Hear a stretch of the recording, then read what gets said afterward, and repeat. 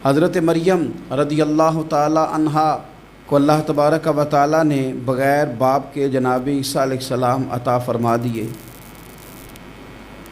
اب اس بات کو جب لوگوں کے سامنے پیش کیا جائے گا،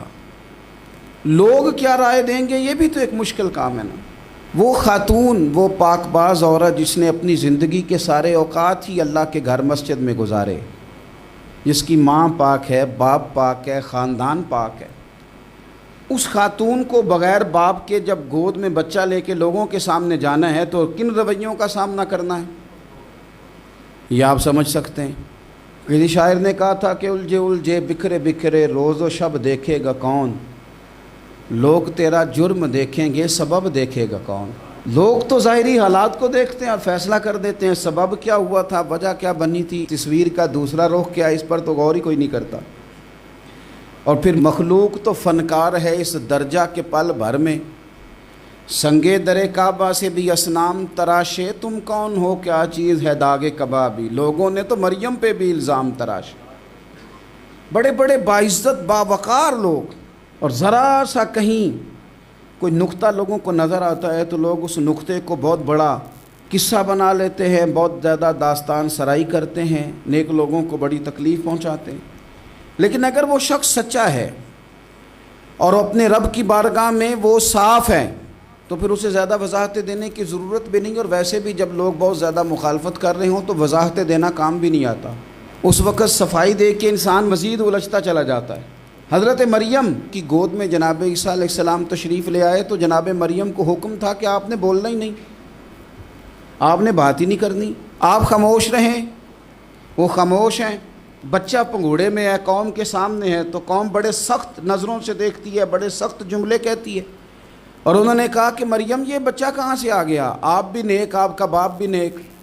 تو جناب مریم نے کیا کہا، قرآن مجید سورہ مریم کی آیت نمبر 29 دیکھیے، فَأَشَارَتْ إِلَيْهِ، تو جناب مریم نے نا پنگوڑے کی طرف اشارہ کیا، جناب عیسیٰ کی طرف اشارہ کیا، توجہ ادھر کی، فَأَشَارَتْ إِلَيْهِ، بچے کی طرف اشارہ کیا، گویا اس سے پوچھ لے تو قوم کیا کہتی ہے۔ انہوں نے کہا قَالُوا كَيْفَ نُكَلِّمُ مَنْ كَانَ فِي الْمَهْدِ صَبِيًّا، یہ کیسے بات کرے گا، یہ تو پنگوڑے میں بچہ ہے۔ پنگوڑے میں بچے بھی کبھی بولے ہیں، وہ بولتے ہیں بھائی، پر جب رب چاہے، اور جب اللہ اپنے بندوں کو صاف کرنا چاہے، اور جب رب اپنے بندوں کی عزتوں کا محافظ بنے تو بچے پنگوڑوں میں بھی بولتے ہیں۔ جناب یوسف کے لیے بھی بولا تھا، جناب عیسیٰ بھی پنگوڑے میں بولے تھے، جناب جریج کے لیے بھی بولا تھا، بچے بولتے ہیں، لیکن کب، جب رب چاہے۔ کیسے بولے گا، یہ تو پنگوڑے میں ہے۔ لیکن جب انہوں نے دیکھا نا بچے کی جانب، آپ نے منہ سے نہیں کہا، وہاں تو حکم تھا چپ رہنا ہے، وہ خاموش تھی، پنگوڑے کی طرف اشارہ کر کے کہا اس سے پوچھ لو جو پنگوڑے میں ہے۔ تو جناب عیسیٰ پنگوڑے سے بولے اور سیدھے ہاتھ کے اشارے کر کر کے بولے، کیا کہتے ہیں، فرمانے لگے قال انی عبد اللہ۔ عیسائیوں نے کل کلاں کو کہنا تھا نا وہ اللہ کے بیٹے ہیں، تو انہیں بات ہی یہاں سے شروع کی، کہنے لگے لوگوں سنو میں اللہ کا بندہ ہوں۔ بات شروع یہاں سے کی، جو کل بات ہونی تھی آج اس کا اظہار کیا، کہنے لگے انی عبد اللہ، میں اللہ کا بندہ ہوں، آتانی الکتاب، مجھے کتاب دی گئی ہے، وجعلنی نبیّا، اور رب نے مجھے نبی بنا کے بھیجا ہے۔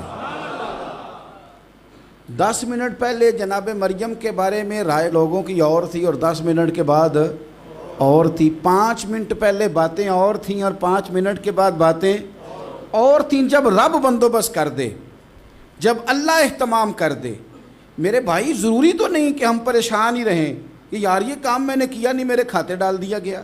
یار اس جرم کا میں مجرم ہی نہیں اور میرے منہ پہ سیاہی ملنے کی کوشش کی جا رہی، یہ میرا کھاتا ہی نہیں اور لوگ مجھے تکلیف دے رہے ہیں۔ ضروری نہیں کہ آپ ہی وضاحت کریں، میرا رب بھی بندوبست فرما دیا کرتا ہے۔